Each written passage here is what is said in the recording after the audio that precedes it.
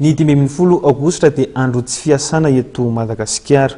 Ny vaninandro tahaka izao ihany koa dia fanarotany fianakaviana na ihany koa fikambanana anaovana fionana sy fety isan-karazany. Isan'ireo nisafidiny niala voly sy nanao fety indrindra ity fianakaviana iray teto sy Ampefiloha ity. Andro tsy fiasana ny andro ny 12 aogositra. Maro ireo fikambanana na fianakaviana manararoatra ny andro toy izao amin'ny fanaovana fionana sy fiaraha-mikorana. Fianakaviana iray no nanao fionana mba hifankalalana sy hiaraha-mifaly tetsy Ampefiloha androany.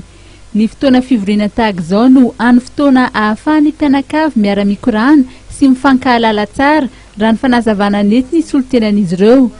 Na ny avy any amin'ny faritra, indrindra fa ireo mipetraka eto amin'ny renivohitra dia tonga nanotrona ity fivoriana ity avokoa.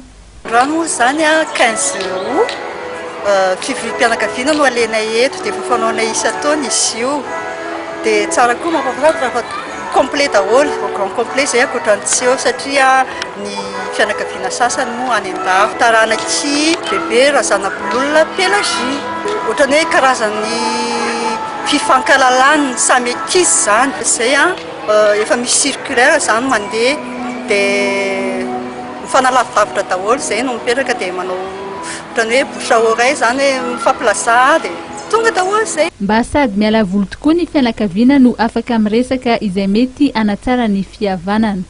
Sady fialan-tsasatra rahateo ny andro ka ny lanonana vita ny fihavanana voafatotra tsara.